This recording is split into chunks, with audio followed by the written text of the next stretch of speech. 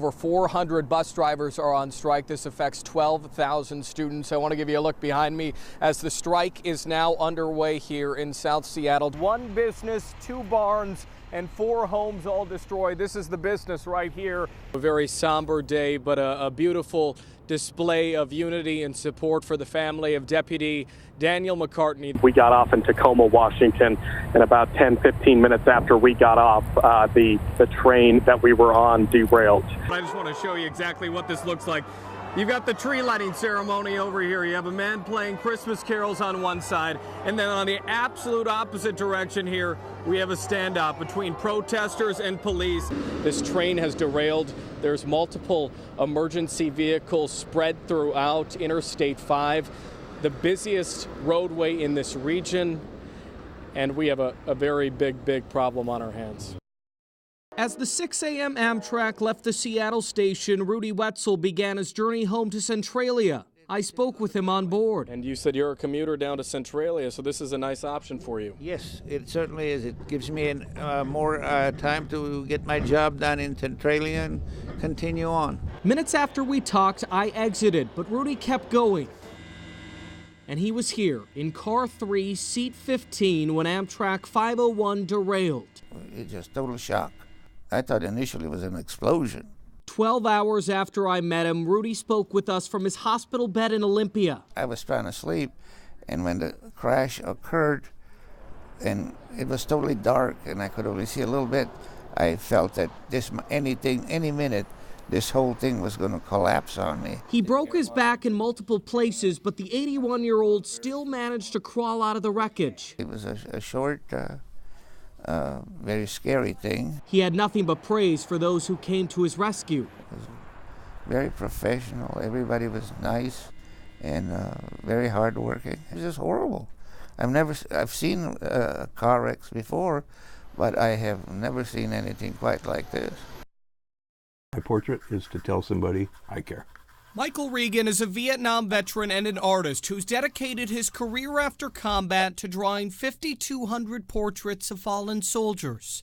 In 2003, Regan launched the Fallen Heroes Project, but a few years ago, the effort took a turn. I'm going to say the last 3 years, my low estimate is I've done 100 of these, but I'll bet I've done almost 200. He started drawing emergency responders, drawing people like Pierce County Deputy Daniel McCartney.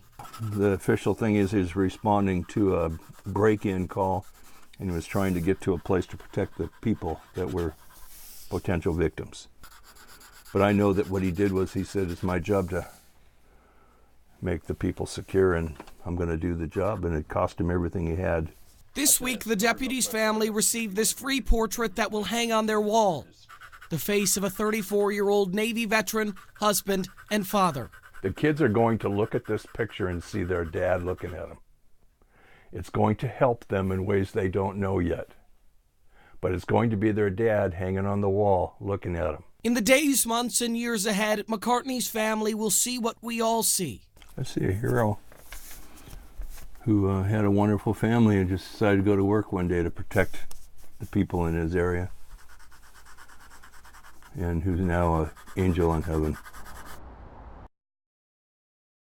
USA!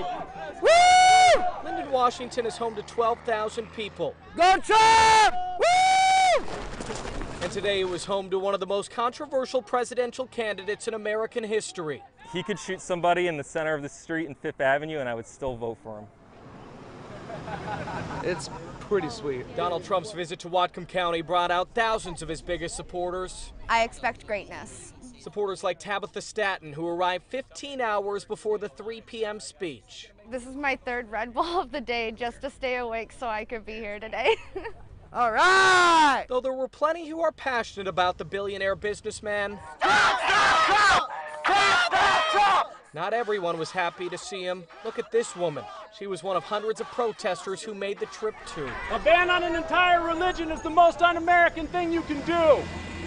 By mid-afternoon, Trump's plane landed in Bellingham, and soon he made the half-hour drive to Linden. Can you say Trump? You can say it. When his motorcade arrived at the fairgrounds,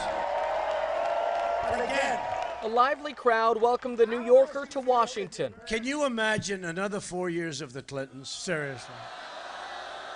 5,000 people listened to Trump, and while they cheered him on over and over again, what is your argument? The standoff in the streets continued. What's your argument? My taxes pay your welfare! Though many may disagree on politics,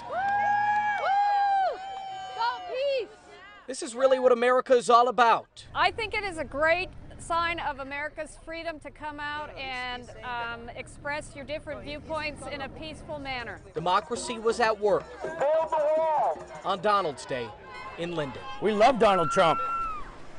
Donald Trump's going to make America great again. With photojournalist Dan Renzetti, I'm Alex Rozier, King 5 News.